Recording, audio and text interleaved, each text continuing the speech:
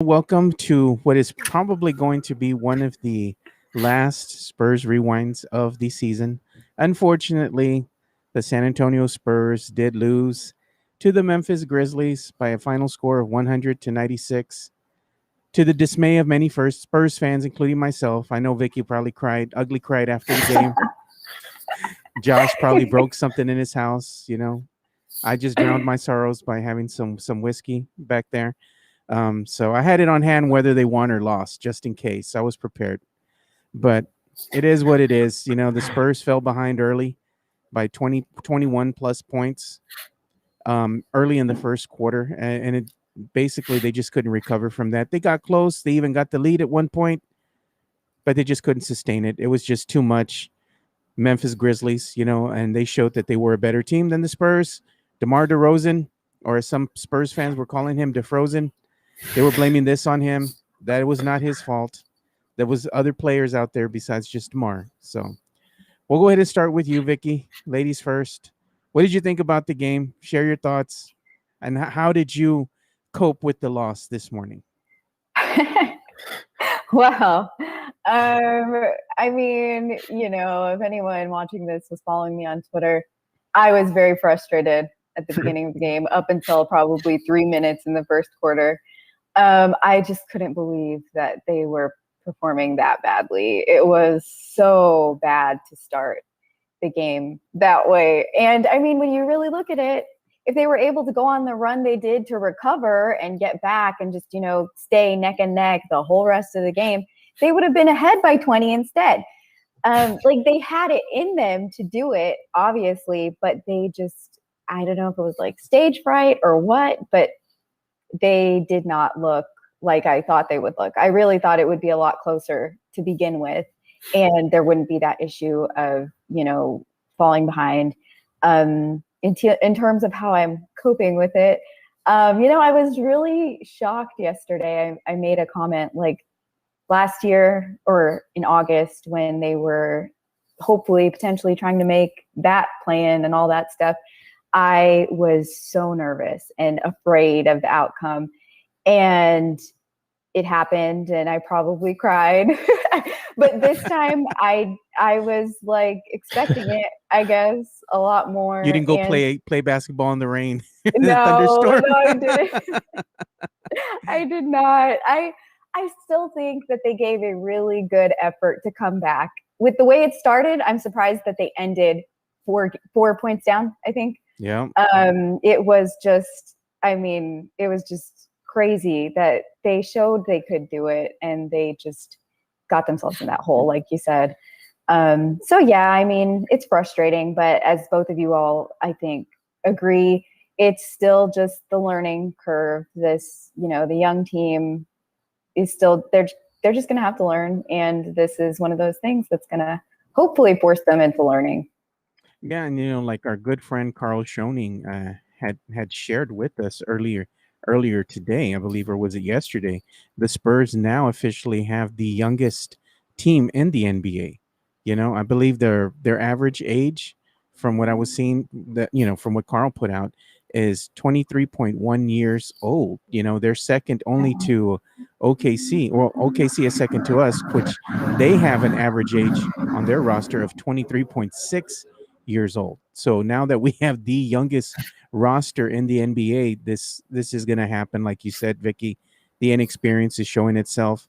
And, you look at players and like, Lonnie Walker, for example, he looked heartbroken after this game, and you need that though. I know Spurs fans feel a certain way about him and they're like, well, he's too inconsistent. Look, you got to look at the growth of players, not just the wins and losses. I can deal with losses as long as I see the players growing from game to game, especially your younger core, because they're going to be your future, and Spurs fans still have the verdicts out on Lonnie. They're like, well, if he doesn't perform next year, we need to get rid of him. We need to trade him.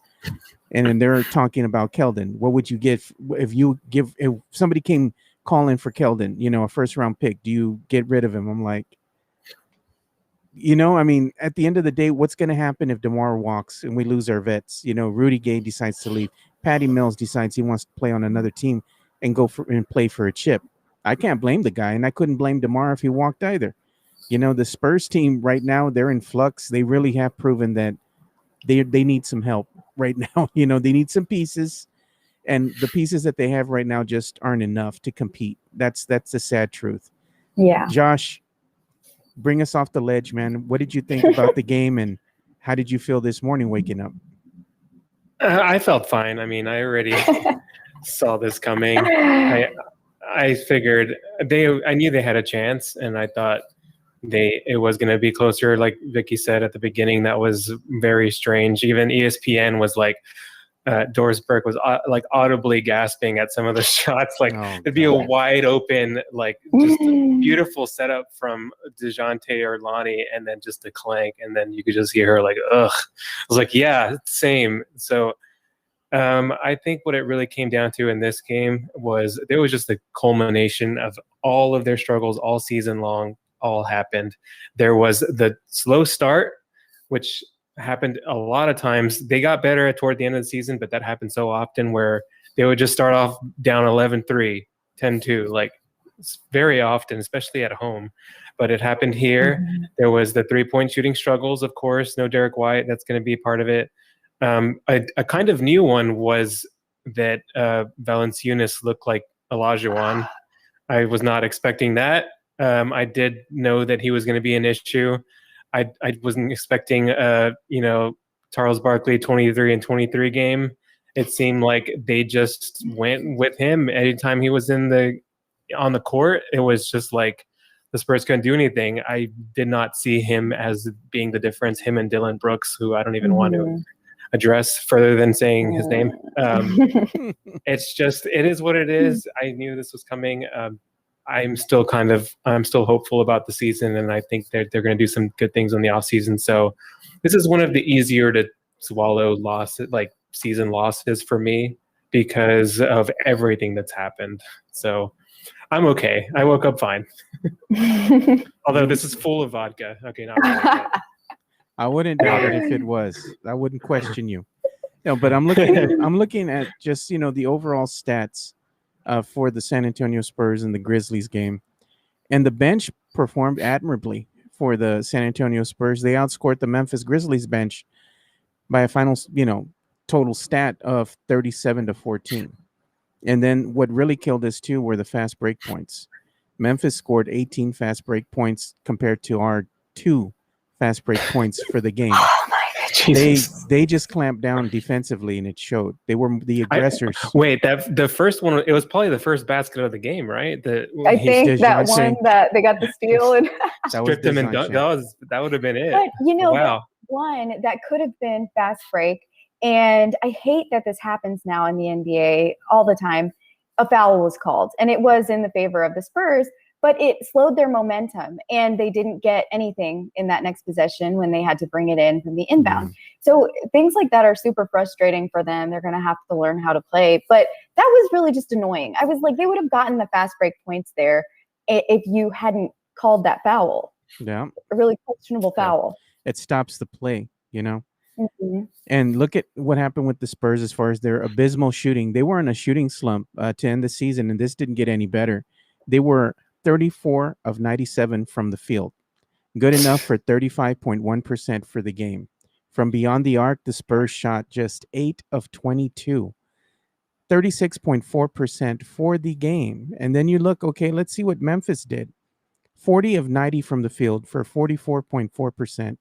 From beyond the arc, they connected on 7 of 22 of their shots, good enough for 31.8%, which means the Spurs actually shot better from beyond the arc somehow than Memphis did by a hair, not by much. Both teams were abysmal from beyond the arc. But the problem is that the Spurs just didn't have an answer for Dylan Brooks, John Morant, Kyle Anderson even was clamping down defensively on the San Antonio Spurs. I think that switch that the Memphis Grizzlies coach did by putting Dylan Brooks on DeMar DeRozan hampered DeMar DeRozan all night. It really did bother him. Dylan Brooks was a big wide body. He's able to keep up, and the kid just pestered him all night. I mean, DeMar finished the night with 20 points, but Spurs fans were expecting a little bit more out of him. And, you can attribute that to the Memphis Grizzlies defense but also you can attribute it to poor execution on the Spurs Mhm. part as well. And Spurs fans were quick to blame DeMar. It wasn't all DeMar's fault. Coach Pop keeps on running the ISO play, which is not working, the ISO ball. If that's not working for you, you have to move the ball. You have to get DeMar in better situations to score, and they did. I felt like they did not do that. They just kind of succumbed to the Memphis Grizzlies defense, and the Spurs were very passive. They were not aggressive.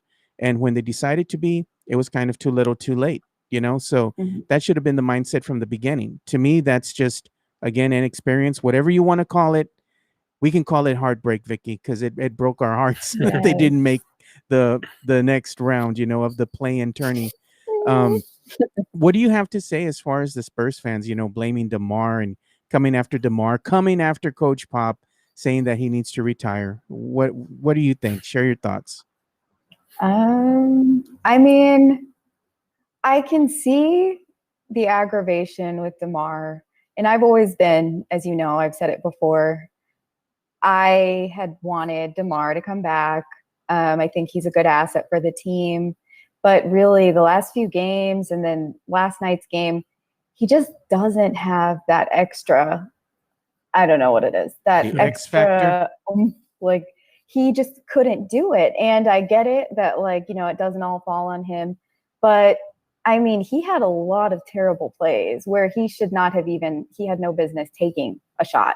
Yeah. And it was like, did you not learn that they are defending this play? They're defending you on this move, this action, this drive to Well, the he had basket. triple teams, Vicky, where he got caught in no man's Yeah. land, And at that point, he's got to pass it out. And Yeah. he's still trying to draw a foul, which they weren't getting called. And that's just a little frustrating because I do think that he's inhibiting the growth of a lot of the other players. I think maybe had he passed it out to some of the other guys at certain points, maybe there would have been a better shot. Nobody was shooting well except for maybe Rudy Gay. But I think there's a little validity to people coming down on him. I don't think, threatening and all this stuff, but I get how fans could be frustrated with him. I think he will probably leave, and I think that that's probably for the best interest of the Spurs. In terms of Pop, I don't think people have any business, honestly. Like, I get it. I get frustrated with the things he does too. I get frustrated with his rotations. The same thing, like you said, the ISO ball, it's not working. It's not the way the Spurs team is built. They can't play like that right now because they don't have anyone that's good enough to play like that, especially against teams that are so athletic and fast. So there's frustration with Pop too, but people coming at him like he needs to retire, blah, blah, blah. It's just old and tired. Like, I mean, it's going to happen one of these days. And then it's not going to be like day and night difference. It's not going to become amazingly better, even if we could actually be worse. We could actually be worse off. It could be a lot worse. So I think that people need to chill out. Look at what Michael said about DeMar DeRozan. I'm going to put it up on the screen. He puts DeMar's issues closing in big games seem to have followed him around his entire career. Feel bad for the guy, honestly. Well, he's not wrong. In big game situations, it's going back to Toronto. The same thing has happened. And it's not like, oh, you're not showing up for the big game. What happens is that the teams clamp down on you. And it's up to you to find ways to be able to contribute to your team. If teams are double teaming and triple teaming you and making a concerted effort to not let you score and have a great game, that's part of the game plan for any great coach or any good coach in the NBA. They want to take your best players out of the game. And that's what Memphis did with DeMar. He's one of our probably better players for the San Antonio Spurs because he's been one of the most consistent. But, you got to find ways to contribute. If they're double and triple teaming you, that means that somebody's open. Find the open man. Yeah. Don't just put your head down and not try to kick the ball out. You need to, his assist ratio, I think, should have gone higher because he should have looked for his teammates at that point. It's like that Michael Jordan documentary. When Jordan always tried to do things on his own, he never went to the promised land. Once he started believing in his teammates, everything changed for him, and he went to the finals, and he started winning, started getting some championships. I think that same mentality needs to be passed down to DeMar. You can't do everything on your own. Sometimes you got to trust your teammates, and the only way you're going to trust them is by getting them involved. You got to look for them. You got to pass them the ball. get them involved early. One of the things that I did want to come back and circle back to you, Josh, about is Jakob Portal.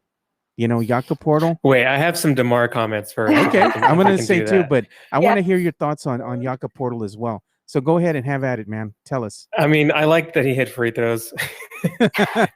He didn't do much else that I was impressed with in this game particularly. But as far as the whole season, I think he's perfectly fine as a starting center.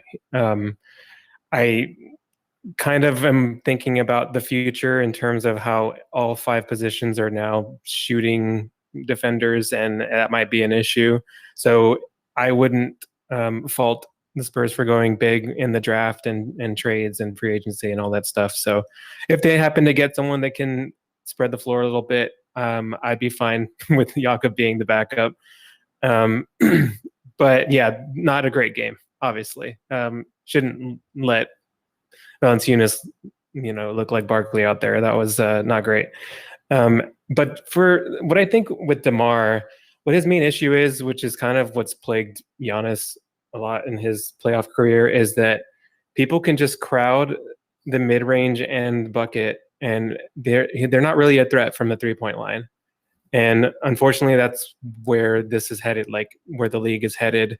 Unfortunately for DeMar, you look at every other star that's out there, superstar that can will their team to win. They're a threat from anywhere on the court, like beyond half court, near the three-point line. They can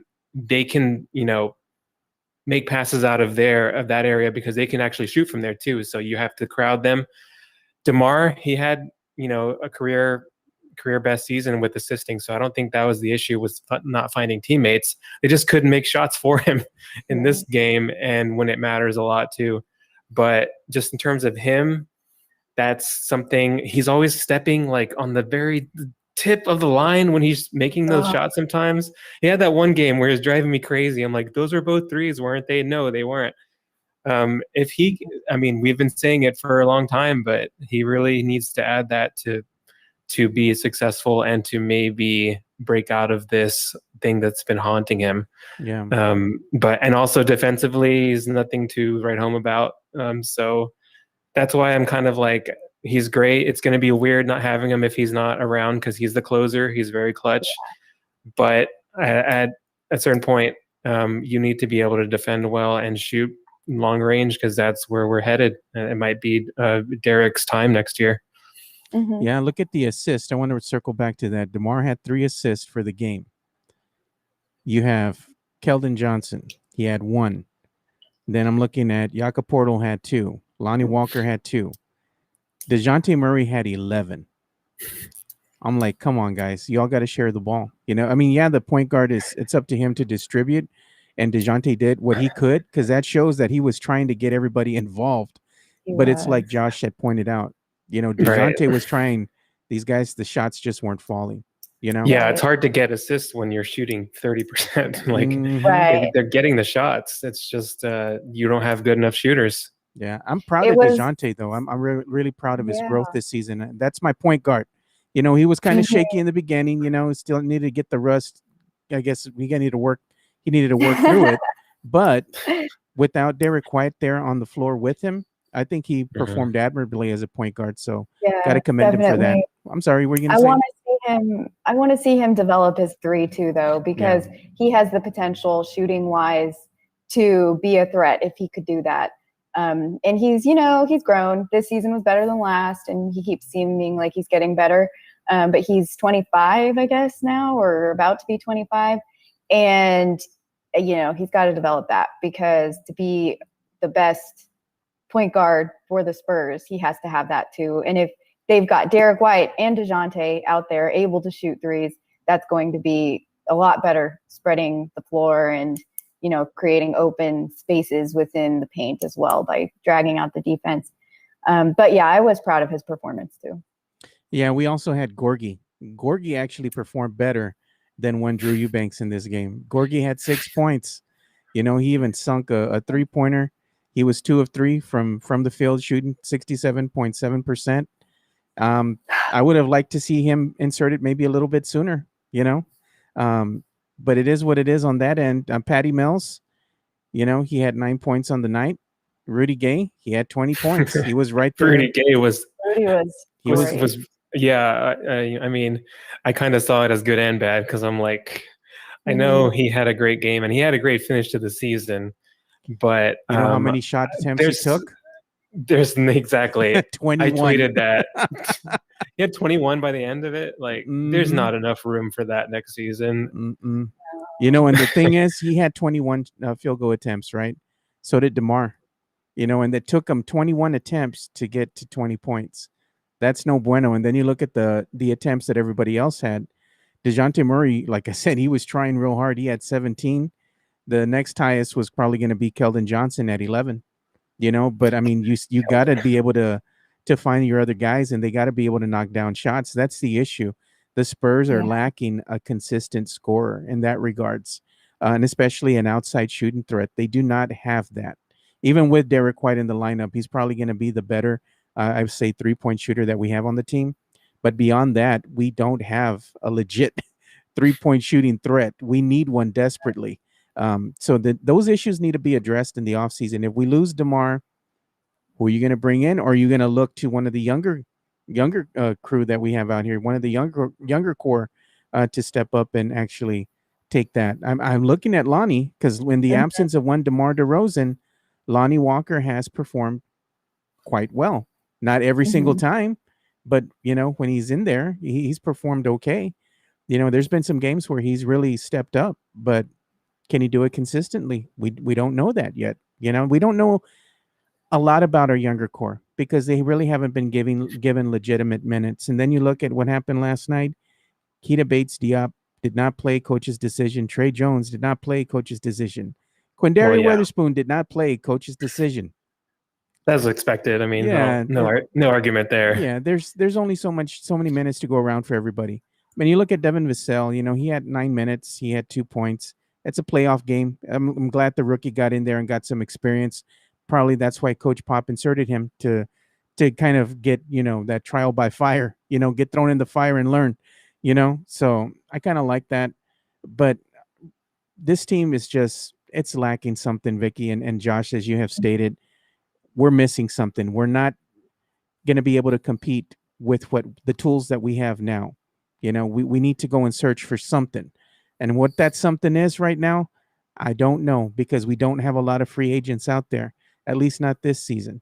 They're going to look to the draft. I suspect, again, probably be flirting with the 10th, 11th pick again, somewhere in there. If they get higher than that, God smiled on us. That's all I can say. But even going into a second round, this second round of the NBA draft, there's still some solid picks there as well. It's up to the Spurs and what they want to do. Do you want to trade away an asset for some picks? Maybe you get rid of one person, you get some other picks, and you start to kind of build for the future. Who knows? Vicky doesn't think so. Vicky, don't get attached to players. It's a business. I keep saying that to everybody. We need to put her. I mean, I think that with the DeMar situation gone, I think if they focus on getting somebody big who can spread the floor in the draft, I have no idea about this draft class. I still need to research. Get with Ben. Ben knows all. I know. We should have him on. Yeah. We're going to get him on. A draft one. Yeah, that'd be awesome. Yes. If they can do that, I think that they're pretty solid. If they can just get somebody who's a big, who can shoot threes, honestly, that would be like. Look at Steven. Steven just commented here too. I'm going to put his comment up on here. He says, "Hello, friends. As I wrote last night, I don't think DeMar's game last night was a true reflection of his time in San Antonio. With that said, I think he, Rudy Gay, and Patty Mills walk. I think he is correct in his assumption. The time has come to an end for, I think, Patty Mills, unfortunately. Same thing with Rudy Gay. I don't want Patty Mills to leave. I would rather he retire as a Spur. But we got to, kind of factor in what he wants. What does the heart tell him? Does he want to go and play on a team who's going to maybe get him a last shot at getting a chip? Same thing with DeMar. Maybe he wants to go and play with the team who's going to give him a legit opportunity to go and, get a championship. That might not be going back home to Toronto, that might be joining forces with somebody else. And I think he's going to have a lot of suitors. I think after the game, I don't know if you caught his comments to the media, but he doesn't even know what he's going to do right now. His options are open. And I think he's going to be smart and he's going to listen to what teams are going to offer him and who comes calling. That's going to be a big factor as well. So if he decides to leave, don't blame the guy. Good luck to him. I hope he does win a chip before his career ends. He deserves it. He's played a lot. And he's put his heart and soul into this game. So if anybody deserves to win a chip, it's DeMar. And look at what Rudy says too. Our good friend Rudy Campos says, draft class is solid from the top to the bottom. Once we know their position, it's easier to get a few players who could fall to the San Antonio Spurs. Yeah, but it's always, we don't know what's going to happen in the draft. We didn't think Devin Vassell was going to be available at that, number 10 or 11th pick that we had last year. And he was, so they went ahead and picked him. But here's the thing. The Spurs, are they going to draft? And this is the thing that people get upset about and they fight over. Do you draft for need or do you draft based on the best available player? That's the thing. The heart wants what the heart wants, but it might not necessarily be the best choice. While a big might be available, watch the Spurs draft another guard. Just saying, Let's see. It depends how good they are. It depends. Exactly. Yes, yeah. They're franchise altering, then do it. Yeah. But are we willing to say bye-bye to Patty if you draft another guard? Look at Vicky. She's going to ugly cry when Patty leaves. Hopefully he can retire early and just be a coach. How about that? Yeah. Stick around. I could see that happening. I do, honestly. Not this season maybe, but I could see him coming back to the organization in some kind of role.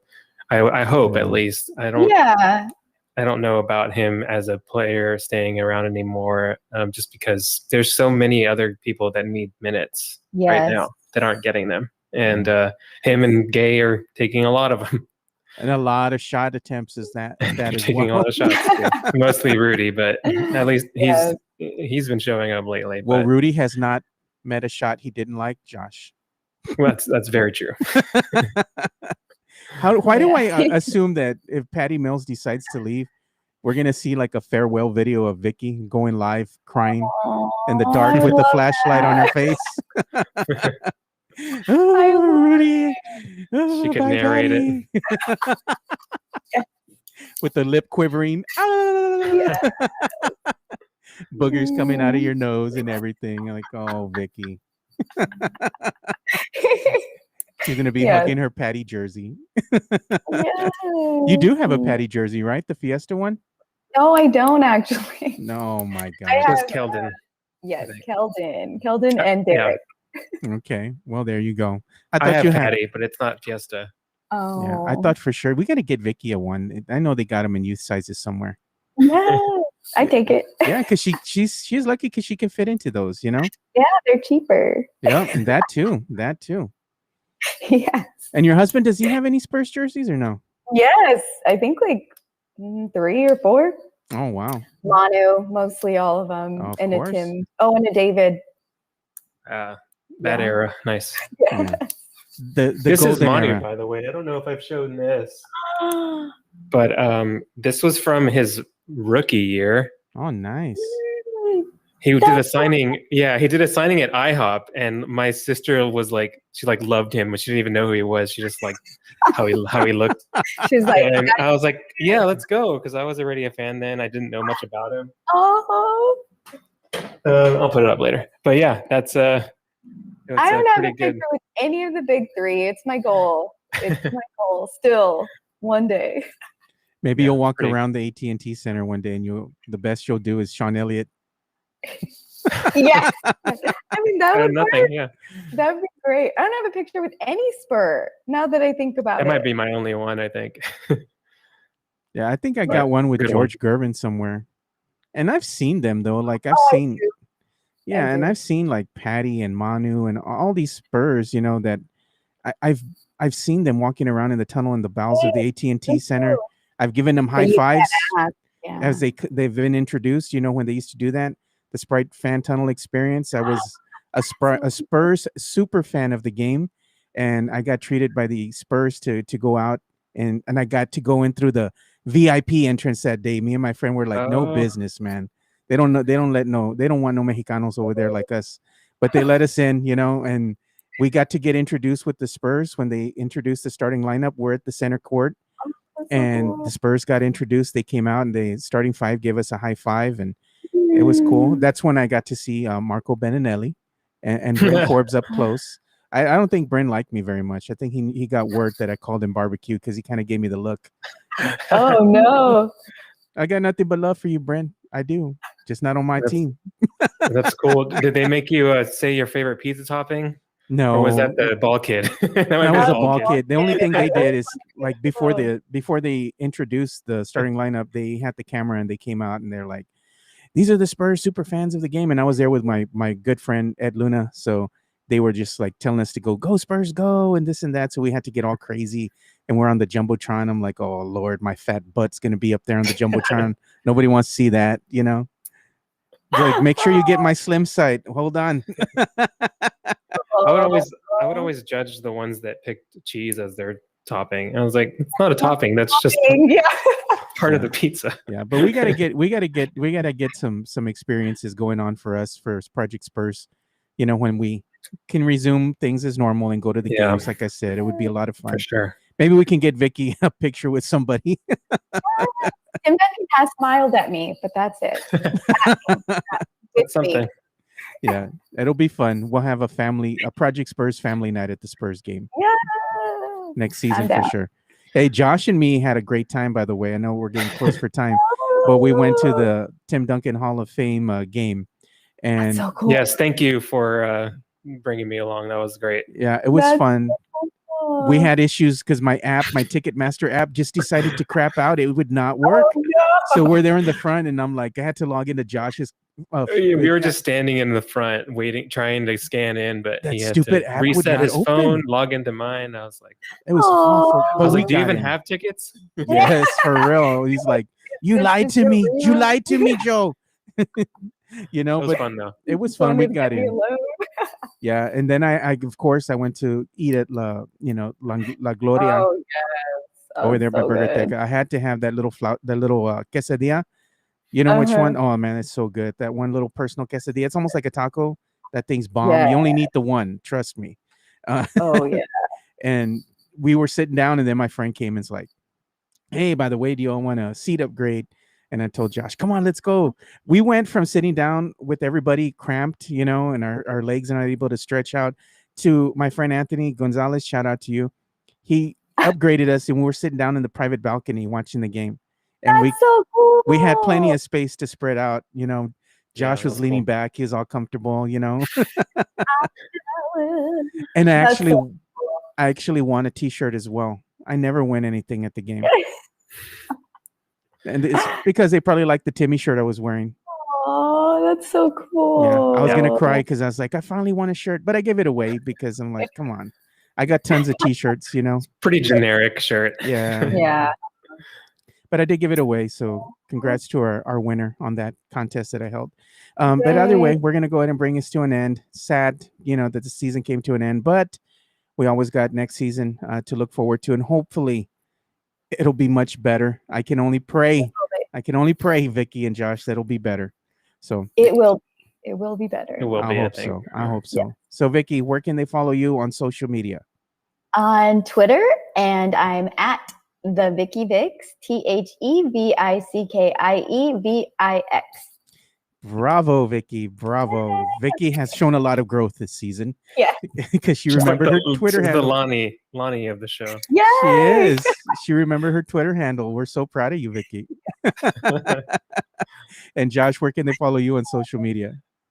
I am at Josh810 always putting Spurs stuff on there, memes, graphics, stats, articles. I'll be doing that all off season. I'm going to be helping more Project Spurs content coming up, planning content and how to get more eyes on our stuff so we can keep growing. I'll be doing that pretty soon. So looking forward to that. Find me there, Josh810. Yep. Sports. And you can also find me, at Two Shots Podcast, all spelled out TWO, Two Shots Podcast on Twitter. And I'd be happy to talk sports and anything else with you guys. So make sure to hit us up. And we are probably all going to take a little hiatus, because the season's been kind of rough for us, especially on Spurs Twitter. It gets nuts over there, but I love everybody on Spurs Twitter. They're good people there. There are good people there. So for Vicky Vex and Josh Paredes, thank you for watching another episode of the Spurs Rewind. And like we always say, spread the love, stop the hate, and be kind. We're out. Peace.